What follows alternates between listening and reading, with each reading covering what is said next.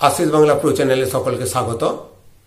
আজকে আমরা এই আশিস বাংলা প্রো চ্যানেলে বঙ্কিমচন্দ্র চট্টোপাধ্যায়ের বিখ্যাত প্রবন্ধ বিড়াল নিয়ে আলোচনা করব। এর আগে আমরা এই বিড়াল প্রবন্ধ নিয়ে একটি ক্লাস নিয়েছি, সেই ক্লাসের লিংক ডেসক্রিপশন বক্সে দিয়ে দেব। এটি দেখার আগে অবশ্যই সেটি দেখে নেবেন। এবার শুরু করি আমাদের নির্দিষ্ট বিষয়, অর্থাৎ বঙ্কিমচন্দ্র চট্টোপাধ্যায়ের বিখ্যাত প্রবন্ধ বিড়াল। সেই বিড়াল প্রবন্ধটি পাঠ করে বিশ্লেষণ। তবে তার আগে প্রত্যেকে এই চ্যানেলটি সাবস্ক্রাইব করতে অনুরোধ জানাই এবং এই ধরনের অডিও বা ভিডিও সবার আগে পেতে বেল আইকনটি ক্লিক করে দিতেও অনুরোধ জানাই। শুরু করি আমাদের নির্দিষ্ট বিষয়।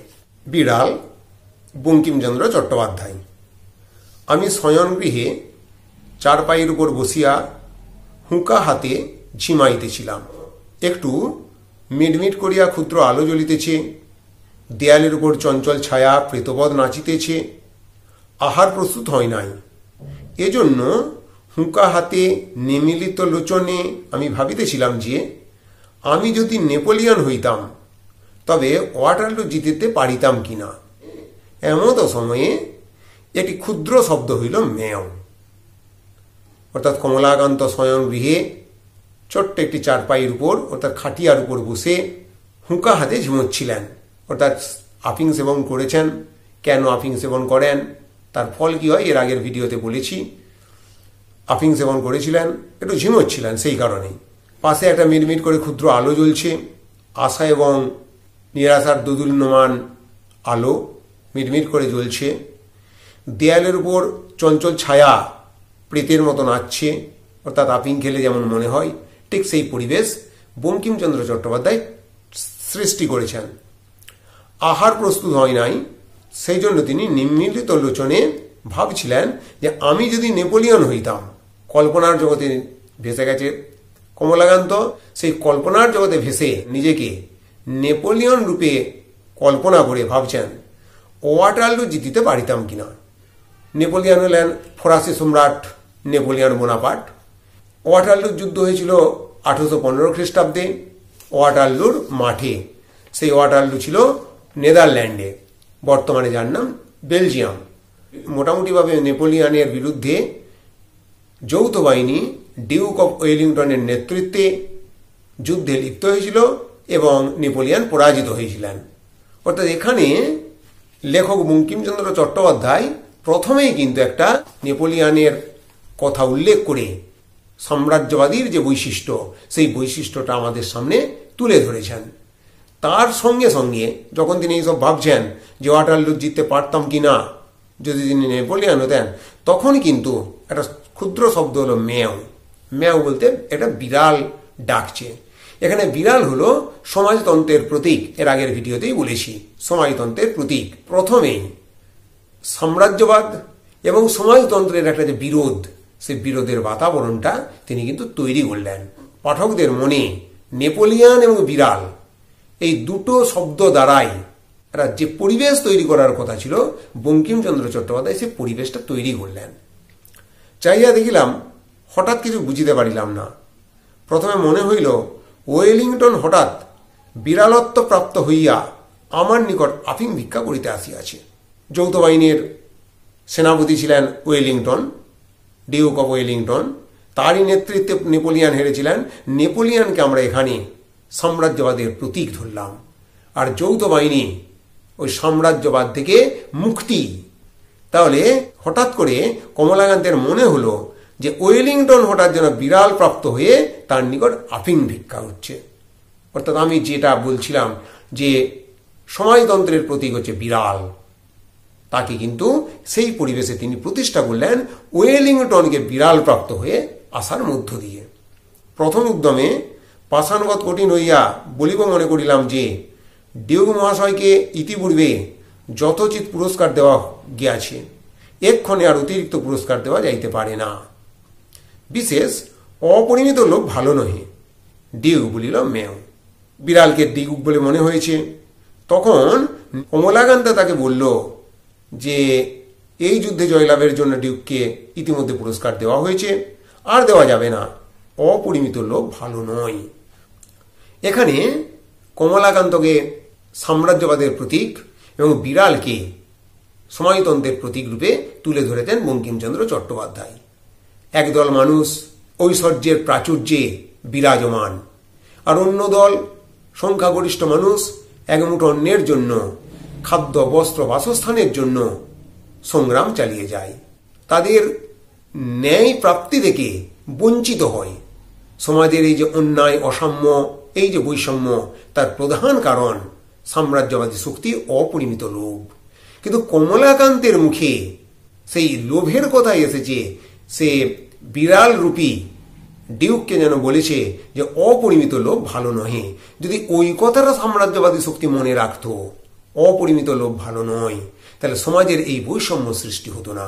সংখ্যালঘিষ্ঠ মানুষ ঐশ্বর্যের প্রাচুর্যে বসে বিলাস ব্যসনে মত্ত হয়ে দিন কাটাতো না, আর সংখ্যাগরিষ্ঠ মানুষ ক্ষুধাতুর ভাবে এক প্রান্ত থেকে অন্য প্রান্তে ঘুরে বেড়াতো না। এই যে বৈষম্য, এই বৈষম্যের প্রধান কারণ এই সাম্রাজ্যবাদী শক্তির অপরিমিত লোভ। তখন চক্ষু মিলিয়া ভালো করিয়া দেখিলাম যে ওয়েলিংটন নহে, এটি ক্ষুদ্র মার্জার প্রসন্ন আমার জন্য যে দুগ্ধ রাখিয়া গিয়াছিল তা নিঃশেষ করিয়া উদরসাৎ করিয়াছে। আমি তখন ওয়াটারলুর মাঠে বহু রচনায় ব্যস্ত, অত দেখি নাই। তারপর চোখ মেলে আফিং সেবনকারী কমলাকান্ত দেখল প্রসন্ন গোয়ালিনী যে দুধ দিয়ে গেছে সেই দুধ কিন্তু খেয়ে ফেলেছে এই বিড়াল। এক্ষণে মার্জার সুন্দরী নির্জল দুগ্ধপানে পরিতৃপ্ত হইয়া আপন মনের সুখ এ জগতে প্রকটিত করিবার অভিপ্রায়ে অতি মধুর স্বরে বলিতেছেন মেও। বলিতে পারি না, বুঝি তাহার ভিতরে একটু ব্যঙ্গ ছিল। বুঝি মার্জার মনে মনে হাসিয়া আমার পানে চাহিয়া ভাবিতেছিল, কেহ মরে বিল সেচে, কেহ খাই কই। বুঝি সেও মেও। অর্থাৎ ওই মেও শব্দ দ্বারা যেন বিড়াল বলতে চেয়েছে কেউ বিল সেচে মরে, কেউ কই খায়। অর্থাৎ কেউ পরিশ্রম করে, তার পুরস্কার অন্য কেউ নেয়, তার পারিশ্রমিক অন্য কেউ নেয়।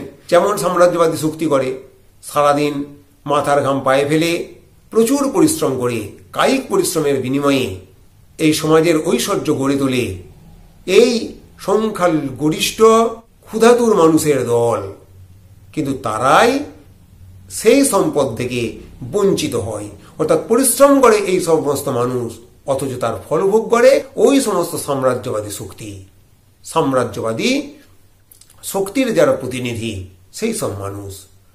এখন কমলাকান্ত ভাবছে যে কেউ মরে বিল সেচে, কেউ খাই কই। অর্থাৎ এই দুধটা রেখে গেল প্রসন্ন গোয়ালিনী কমলাকান্তের সেবনের জন্য, অথচ দুধ খেয়ে নিল কে না বিড়াল। বুঝি সেও মেয়ে শব্দে একটু মন বুঝিবার অভিপ্রায় ছিল। বুঝি সেও মেয়েও শব্দে একটু মন বুঝিবার অভিপ্রায় ছিল। বুঝি বিড়ালের মনের ভাব, তোমার দুধ খাইয়া বসিয়া আছি, এখন বলো কি। বলি কি, আমি তো ঠিক করিতে পারিলাম না। দুধ আমার বাপেরও নয়, দুধ কিন্তু কমলাকান্তের নয়, প্রসন্ন গোয়ালিনী দিয়ে গেছে, কিন্তু প্রসন্ন গোয়ালিনীরও দুধ নয়। দুধ হলো একটি গরুর। যেমন এই যে সম্পদ, এই সম্পদ কার? পৃথিবীর সম্পদ। তাহলে সেই সম্পদে এই সমস্ত ক্ষুধাতুর সাধারণ মানুষেরও যা অধিকার, আর ওই সমস্ত ঐশ্বর্যের প্রাসাদে যারা বাস করে, বিলাস ব্যসনে মত্ত যে সম্প্রদায়, তাদেরও একই অধিকার। অথচ কি হয়? অথচ সেই সম্পদ ভোগ করে ওই সমস্ত গুটি কয় মানুষ, আর সেই সম্পদ থেকে বঞ্চিত হয় বৃহত্তর ক্ষুধাতুর সাধারণ মানুষ। দুধ আমার বাপেরও নয়, দুধ মঙ্গলার, দুই আছে প্রসন্ন। মঙ্গলা একটু গাভীর নাম। অতএব সে দুধে আমারও যে অধিকার, বিড়ালেরও তাই। সুতরাং রাগ করিতে পারি না। তবে চিরাগত একটি প্রথা আছে যে বিড়াল দুধ খাইয়া গেলে তাকে তাড়াইয়া মারিতে যাইতে হয়। আমি যে সেই চিরাগত প্রথার অবমাননা করিয়া মনুষ্যকুলে কুলাঙ্গার স্বরূপ পরিচিত হইব, ইহাও বাঞ্ছনীয় নহে। কি জানি এই মার্জারি যদি স্বজাতি মণ্ডলে কমলাকান্তকে কাপুরুষ বলিয়া উপহাস করে। অতএব পুরুষের ন্যায় আচরণ করাই বিধেয়।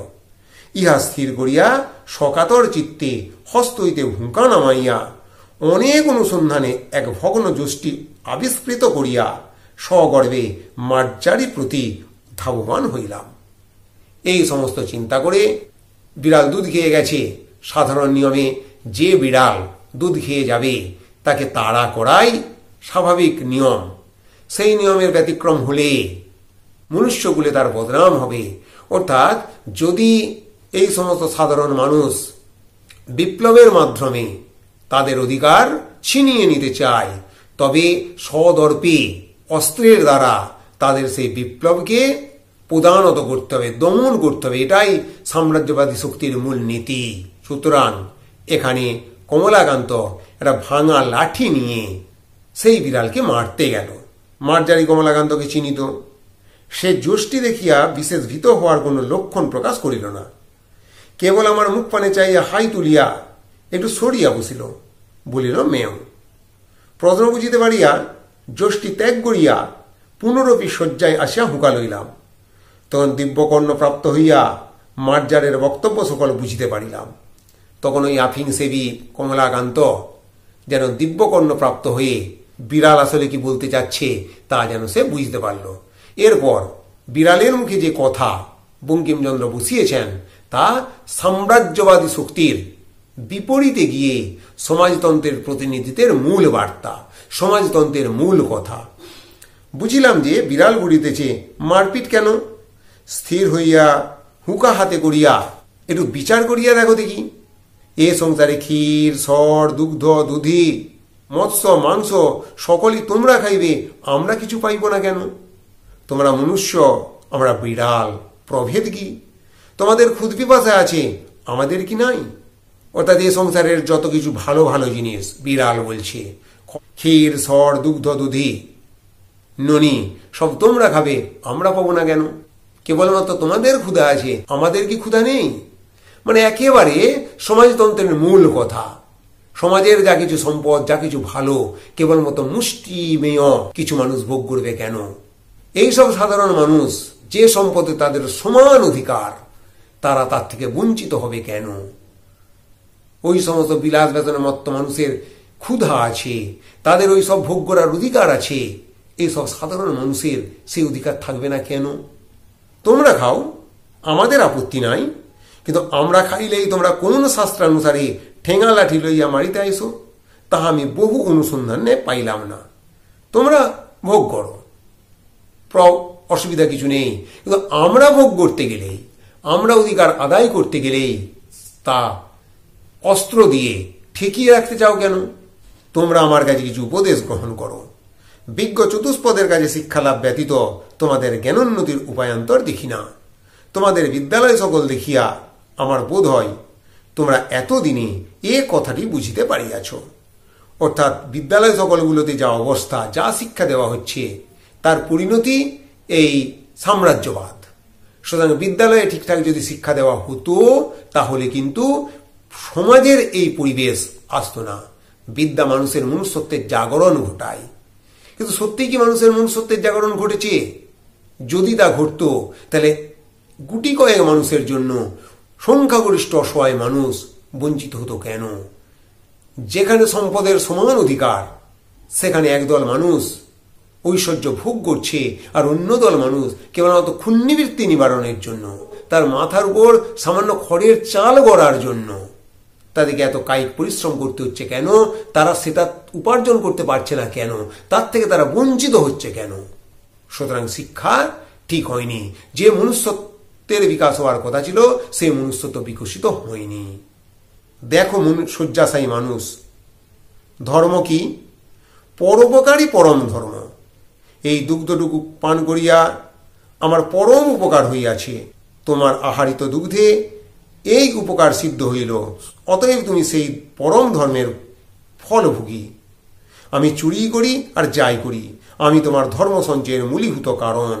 অতএব আমাকে প্রহার না করিয়া আমার প্রশংসা করো, আমি তোমার ধর্মের সহায়। ধর্মের দিক থেকে যদি বিচার করা যায়, পরোপকারী পরম ধর্ম। এই যে দুধ পান করেছে বিড়াল, তার ফলে বিড়ালের উপকার হয়েছে, তাহলে পরোপকার যদি পরম ধর্ম হয়, আর সেই দুধ পানে বিড়াল যদি পরিতৃপ্ত হয়, তাহলে কমলাকান্তের যে পুণ্য হলো তাতে কোনো সংশয় নেই। তাহলে কমলাকান্ত যেটুকু ধর্মাচরণ করলো তার প্রধান সহায় হলো কে? নাই বিড়াল। বিড়াল দুগ্ধ পান করেছে বলেই তার সে ধর্মের সহায় হয়েছে। তাহলে তাকে লাঠি নিয়ে মারতে যাওয়া কেন? দেখো, আমি চোর বটে, কিন্তু আমি কি সাধ করিয়া চোর হইয়াছি? খাইতে পাইলে কে চোর হয়? দেখো, যাহারা বড় বড় সাধু চোরের নামে শিহরিয়া ওঠেন, তাহারা অনেক চোর অপেক্ষাও অধার্মিক। তাহাদের চুরি করিবার প্রয়োজন নাই বলিয়াই চুরি করেন না। কিন্তু তাহাদের প্রয়োজনাতীত ধন থাকিতেও চোরের প্রতি যে মুখ তুলিয়া চাহেন না, ইহাতেই চোরে চুরি করে। অধর্ম চোরের নহে, চোরে যে চুরি করে সে অধর্ম কৃপণ ধনীর। চোর দোষী বটে, কিন্তু কৃপণ ধনী তদপেক্ষা শতগুণে দোষী। চোরের দণ্ড হয়, চুরির মূল যে কৃপণ তাহার দণ্ড হয় না কেন? আবার সেই সমাজের একেবারে গোড়ার একটা কথা, প্রত্যেকের কাছে যদি সম্পদ থাকতো, যাদের কাছে অঢেল সম্পদ আছে, তারা যদি এই সব বঞ্চিত মানুষের দিকে দৃষ্টি দিত, তাহলে কিন্তু তাদেরকে চুরি করে খেতে হতো না। এইসব কৃপণ ধনী তাদের প্রতি দৃষ্টি দেয় না বলেই এইসব সম্পদভোগী মানুষ তাদের উদ্বৃত্ত থেকে সামান্য এইসব দরিদ্রকে দেয় না বলেই ক্ষুধাতুর মানুষ চুরি করতে বাধ্য হয়। তাহলে চুরির যে মূল সে হলো কৃপণ ধনী, অথচ চোরের দণ্ড হয়। এই চুরির যে মূল তার কিন্তু দণ্ড হয় না। দেখো, আমি প্রাচীরে প্রাচীরে মেও মেও করিয়া বেড়াই, কেউ আমাকে মাছের কাঁটাখানাও ফেলিয়া দেয় না। মাছের কাঁটা, পাতের ভাত নর্দমায় ফেলিয়া দেয়, জলে ফেলিয়া দেয়, তথাপি আমাকে ডাকিয়া দেয় না। তোমাদের পেট ভরা, আমার পেটের ক্ষুধা কি প্রকারে জানিবে? হাই, দরিদ্রের জন্য ব্যথিত হইলে তোমাদের কি কিছু অগৌরব আছে?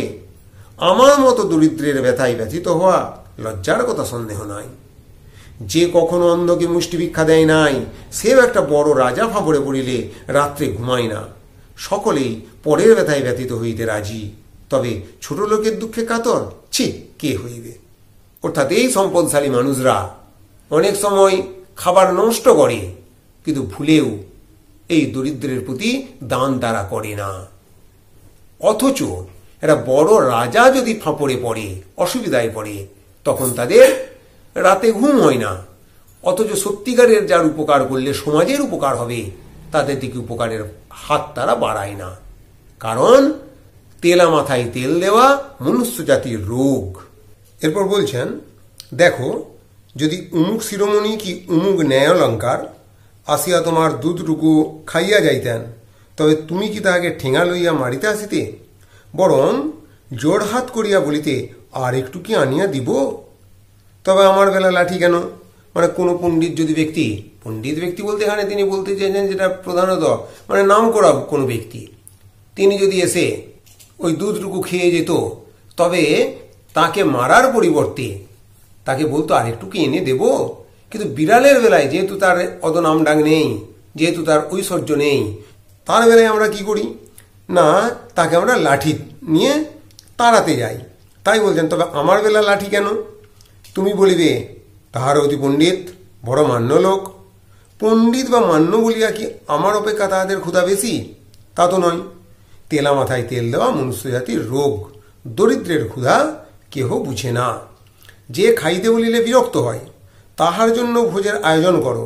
আর যে ক্ষুধার জ্বালায় বিনা আহ্বানেই তোমার অন্ন খাইয়া ফেলে, চোর বলিয়া তাহার দণ্ড করো। ছি ছি। যে খেতে বললে বিরক্ত হয়, ওইসব ঐশ্বর্যশালী পণ্ডিত ব্যক্তি যাদেরকে খেতে বললে তারা বিরক্ত হন, তাদেরকে খাওয়ার জন্য সাদাসাদি করা হয়। কিন্তু সত্যই যার ক্ষুধা আছে, তাকে কেউ সেদে খেতে বলে না। এর কারণ তেলা মাথায় তেল দেওয়া মনুষ্য জাতির রোগ। যার আছে তাকেই দেব, যার নেই তাকে দেব না। দেখো, আমাদিগকের দোষা দেখো। দেখো, প্রাচীরে প্রাচীরে, প্রাঙ্গণে প্রাঙ্গণে, প্রাসাদে প্রাসাদে ম্যাও ম্যাও করিয়া আমরা চারিদিক দৃষ্টি করিতেছি। কেহ আমাদিগকে মাছের কাঁটাখানা ফেলিয়া দেয় না। কেহ যদি তোমাদের সোহাগের বিড়াল হইতে পারিল, গৃহমার্জার হইয়া বৃদ্ধের নিকট যুবতী ভার্যার সহদর বা মূর্খ ধনীর কাছে শতরঞ্জ খেলোয়াড়ের স্থানীয় হইয়া থাকিতে পারিল, তবেই তাহার পুষ্টি। তাহার লেজ ফুলে, গায়ে লোম হয়, এবং তাহাদের রূপের ছটা দেখিয়া অনেক মার্জার কবি হইয়া পড়ে। অর্থাৎ কেউ যদি আমাদের মতো মার্জার না হয়ে, আমাদের মতো বিড়াল না হয়ে ধনীর আলালের দুলাল হতে পারে, তবে তার বেলায় খাবার জোটে। কিন্তু আমাদের মতো সাধারণের খাবার জোটে না। লেখক এনে বলতে চাইলেন, যে সমস্ত মানুষ ওই সমস্ত ঐশ্বর্যবান মানুষগুলোকে তোষামত করে চলতে পারে, তাদের কিছু আহার জুটে, তাদের লেজ ভুলে কোনো কোনো মার্জার আবার কবি হয়ে পড়ে, কিন্তু আমাদের বেলায় কেউ দৃষ্টি দেয় না। আর আমাদিকের দৃষ্টি দেখো, আহারভাবে উদর কৃশ, অস্থি পরিদৃশ্যমান, নাঙ্গুল বিনত, দাঁত বাহির হইয়াছে, জিওয়া ঝুলিয়া পড়িয়াছে, অবিরত আহারাভাবে ডাকিতেছি মেয় মেয়, খাইতে পাই না। আমাদের কালো চামড়া দেখিয়া ঘৃণা করিও না। এ পৃথিবীতে মৎস্য মাংসে আমাদেরও কিছু অধিকার আছে, খাইতে দাও, নইলে চুরি করিব। অর্থাৎ একেবারে সমাজতন্ত্রের মূল কথা, এই পৃথিবীতে যত মৎস্য মাংস আমাদেরও কিছু অধিকার আছে। এই পৃথিবীতে যত সম্পদ, ঐশ্বর্য সম্পদ, ভোগবিলাসের সম্পদ, ক্ষুণ্ণি বৃত্তির সম্পদ, সেই সম্পদে প্রত্যেকের সমান অধিকার। কৃপা দৃষ্টি দিয়ে এইসব সাধারণ মানুষকে দেওয়া নয়, এটা পাওয়া তাদের জন্মগত অধিকার। সুতরাং আমাদেরকে দাও, নইলে কি করব না চুরি করব, আমরা আমাদের অধিকার ছিনিয়ে নেব। একটা বিপ্লবের বার্তা এখানে কিন্তু আছে। আর যখন লেখক বলছেন আমাদের কালো চামড়া দেখিয়া ঘৃণা করিও না, তখন তৎকালীন যুগের শ্বেত বণিকের দল এইসব কালো মানুষদের উপর যে অত্যাচার করত, যে অন্যায় অত্যাচার করত, তার বিরুদ্ধে একটা ইঙ্গিত কিন্তু দিয়েছেন। চোরের দণ্ড আছে, নির্দয়তার কি দণ্ড নাই? দরিদ্রের আহার সংগ্রহের দণ্ড আছে, ধনীর কার্পণ্যের দণ্ড নাই কেন? তুমি কমলাকান্ত, দূরদর্শী, কেননা আপিংখোর, তুমিও কি দেখিতে পাও না যে ধনীর দোষেই দরিদ্র চোর হয়? যদি ধনী মানুষ তাদের সম্পদের কিছুটা অংশ এইসব দরিদ্রের জন্য বিলিয়ে দিত, তারা কৃপণতা যদি না করত, তবে কিন্তু এইসব মানুষকে চুরি করতে হতো না। অথচ চুরির দণ্ড আছে। চুরি কি জন্য করছে? নিজের ক্ষুণ্ণবৃত্তি নিবারণের জন্য। অন্ন, বস্ত্র, বাসস্থানের সকলের অধিকার, সেই অধিকার না পেয়ে তারা চুরি করতে বাধ্য হচ্ছে। অথচ চুরির দণ্ড আছে, কিন্তু চুরির যে মূলীভূত সেই কৃপণ ধনী, তার কিন্তু দণ্ড নেই। যদি না দেয়, তবে দরিদ্র অবশ্য তাহার নিকট হইতে চুরি করিবে, কেননা অনাহারে মরিয়া যাইবার জন্য এ পৃথিবীতে কি আসে নাই। একটা বিপ্লবের বার্তা, হয় আমাদের অধিকার বুঝিয়ে দাও, না হলে চুরি করব। কারণ এ পৃথিবীতে জন্মগ্রহণ করার সাথে সাথে পৃথিবীর সমস্ত ঐশ্বর্যের প্রতি সকলের সম অধিকার। এগুলো নিয়ে পরবর্তীকালে অনেক সাহিত্যিক লেখালেখি করেছেন। কাজী নজরুল ইসলাম লিখেছেন, রবীন্দ্রনাথ ঠাকুর লিখেছেন, সকলের এতে সম অধিকার। কিন্তু সেই অধিকার থেকে এইসব ধনিক শ্রেণী তাদেরকে বঞ্চিত করে। সহ্য করিতে না পারিয়া বলিলাম, থামো থামো মার্জার পণ্ডিতে, তোমার কথাগুলি ভারী সোশিয়ালিস্টিক। মানে একেবারে সমাজতন্ত্রের মূল কথা। সমাজতন্ত্রকে তখন দূরে ঠেলে রাখতে চেষ্টা করছে এইসব সাম্রাজ্যবাদী শক্তি, ধনিক সম্প্রদায়। সমাজ বিশৃঙ্খলার মূল। যদি যাহার যত ক্ষমতা সে তত ধন সঞ্চয় করিতে না পায়, অথবা সঞ্চয় করিয়া চোরের জ্বালায় নির্বিঘ্নে ভোগ করিতে না পায়, তবে কেহ আর ধন সঞ্চয়ের যত্ন করিবে না, তাতে সমাজের ধন বৃদ্ধি হইবে না। তখন কমলাকান্ত, অর্থাৎ ধনিক সম্প্রদায়ের প্রতিনিধি স্বরূপ কমলাকান্ত, তখন যুক্তি দেখাচ্ছে, যদি ধনিক সম্প্রদায় ধন সম্পদ না করে, তবে সমাজের ধন বৃদ্ধি হবে না। তখন বিড়ালের পাল্টা উত্তর, না হইল তো আমার কি? সমাজের ধন বৃদ্ধির অর্থ ধনীর ধন বৃদ্ধি। ধনীর ধন বৃদ্ধি না হইলে দরিদ্রের কি ক্ষতি? যদি ধনীর ধন বৃদ্ধি না হয়, সমাজের ধন বৃদ্ধির অর্থ যদি ধনীরই ধন বৃদ্ধি হয়, তাহলে দরিদ্রের কি ক্ষতি? তারা যদি খেতেই না পায়, অথচ সমাজের যদি ধন বৃদ্ধি হয়, তাতে কি লাভ? আমি বুঝাইয়া বলিলাম যে সামাজিক ধন বৃদ্ধি ব্যতীত সমাজের উন্নতি নাই। বিড়াল রাগ করিয়া বলিল যে আমি যদি খাইতে না পাইলাম, তবে সমাজের উন্নতি লইয়া কি করিব? বিড়ালকে বুঝানো দায় হইল যে বিচারক বা নৈয়ায়িক কোসমিন কালে কেহ তাহাকে কিছু বুঝাইতে পারে না। এই মার্জার সুবিচারক এবং সুতার্কিকও বটে, সুতরাং না বুঝিবার পক্ষে ইহার অধিকার আছে। অতএব ইহার উপর রাগ না করিয়া বলিলাম, সমাজের উন্নতিতে দরিদ্রের প্রয়োজন না থাকলে না থাকিতে পারে, কিন্তু ধনী দিকের বিশেষ প্রয়োজন। অতএব চোরের দণ্ডবিধান কর্তব্য। মানে কমলাকান্তের মুখ দিয়ে বঙ্কিমচন্দ্র চট্টোপাধ্যায় কিন্তু বলে দিয়েছেন যে এই যে বিড়ালের যে যুক্তি, এই যে তর্ক, এই যে বিচার, এটা কিন্তু প্রকৃতপক্ষে ন্যায়সঙ্গত, এটাই উচিত। কিন্তু আবার কমলাকান্ত সেই ধনিক সম্প্রদায়ের প্রতিনিধি হয়ে যেন বলতে যাচ্ছে যে দরিদ্রের প্রয়োজন না থাকলে কি হবে, সঞ্চয়ে চোরের দণ্ডবিধান অবশ্যই কর্তব্য ধনীদের প্রয়োজনে। মার্জারি মহাশয় বলিলেন, চোরকে ফাঁসি দাও, তাতে আমার আপত্তি নাই, কিন্তু তাহার সঙ্গে আর একটি নিয়ম করো। যে বিচারক চোরকে সাজা দিবেন তিনি আগে 3 দিবস উপবাস করিবেন। তাহাতে যদি তাহার চুরি করিয়া খাইতে ইচ্ছা না করে তবে তিনি স্বচ্ছন্দে চোরকে ফাঁসি দিবেন। তুমি আমাকে মারিতে লাঠি তুলিয়াছিলে, তুমি অদ্য হইতে 3 দিবস উপবাস করিয়া দেখো। তুমি যদি ইতিমধ্যে নসিরামবাবুর ভাণ্ডারঘরে ধরা না পড়ো তবে আমাকে ঠেঙাইয়া মারিও, আমি আপত্তি করিব না। বঙ্কিমচন্দ্র চট্টোপাধ্যায় নিজে ছিলেন বিচারক। তিনি জানতেন বিচার ব্যবস্থার যে অন্তঃসার শূন্যতা, বিচার ব্যবস্থার যে প্রহসন, সেই প্রহসন তিনি জানতেন। সেই জন্য বলছেন যে চোরকে ফাঁসি দাও, তাতে ক্ষতি নেই, কিন্তু তার আগে একটা নিয়ম করো, যে বিচারক চোরকে ফাঁসি দেবেন তাকে আগে 3 দিন উপবাস করতে হবে। সেই 3 দিন উপবাস করার পর তার যদি চুরি করে খেতে ইচ্ছে না জাগে তবে নিশ্চিন্তে তিনি চোরকে ফাঁসি দিতে পারেন, নচেত নয়। বিজ্ঞ লোকের মধ্যে এই যে যখন বিচারে পরাস্ত হইবে তখন গম্ভীরভাবে উপদেশ প্রদান করিবে। আমি সেই প্রধানুসারে মার্জারকে বলিলাম যে এ সকল অতি নীতিবিরুদ্ধ কথা, ইহার আন্দোলনেও পাপ আছে। তুমি এ সকল দুশ্চিন্তা পরিত্যাগ করিয়া ধর্মাচরণে মন দাও। তুমি যদি চাহো তবে পাঠার্থে তোমাকে আমি নিউম্যান ও পার্কারের গ্রন্থ দিতে পারি। নিউম্যান ও পার্কার পদার্থবিদ ও জ্যোতির্বিদ, তারা বহু মূল্যবান গ্রন্থ রচনা করেছেন। মানে কথাটাকে ঘোরাবার জন্য, দৃষ্টিটাকে অন্যদিকে নিয়ে যাওয়ার জন্য কমলাকান্ত তাকে নিউম্যান ও পার্কারের গ্রন্থ উপহার দেওয়ার কথা বলেছেন। এবং তারপর বলেছেন যদি তা নাও হয় কমলাকান্তের দপ্তর পড়িলেও কিছু উপকার হইতে পারে। কমলাকান্তের দপ্তর বঙ্কিমচন্দ্রের বিখ্যাত গ্রন্থ। এই গ্রন্থ সমাজের বিভিন্ন অনৈতিকতাকে হাস্যরসের মাধ্যমে তুলে ধরেছেন। সেই দিক থেকে বিচার করলে কমলাকান্তের দপ্তর পড়লে সত্যিই উপকার হয়। কিন্তু এখানে যেন একটু হেঁয়ালির ছলে কমলাকান্ত বলছেন যে কিছু হোক বা না হোক, আর কিছু হোক বা না হোক, আফিংয়ের অসীম মহিমা বুঝিতে পারিবে। এক্ষণে সস্থানে গমন করো, প্রসন্ন কাল কিছু ছানা দিবে বলিয়াছে, জলযোগের সময় আসিও, উভয়ে ভাগ করিয়া খাইব। অদ্য আর কারো হাঁড়ি খাইও না, বরং ক্ষুধায় যদি নিতান্ত অধীর হও তবে পুনর্বার আসিও, 1 সরিষাবর আফিম দেব। মার্জার বলিল, আফিংয়ের বিশেষ প্রয়োজন নাই, তবে হাঁড়ি খাওয়ার কথা ক্ষুধানুসারে বিবেচনা করা যাইবে। আফিমের দরকার নেই, কিন্তু হাঁড়ি খাবো কিনা, অর্থাৎ চুরি করে খাবো কিনা, সেটা পরে আমার ক্ষুধা অনুযায়ী বিচার করব। এখনই প্রতিশ্রুতি দিতে পারছি না যে কারো হাঁড়ি খাবো না, অর্থাৎ চুরি করব না। মার্জার বিদায় হইল। এটি পতিত আত্মাকে অন্ধকার হইতে আলোকে আনিয়াছি ভাবিয়া কমলাকান্ত বড় আনন্দ হইল।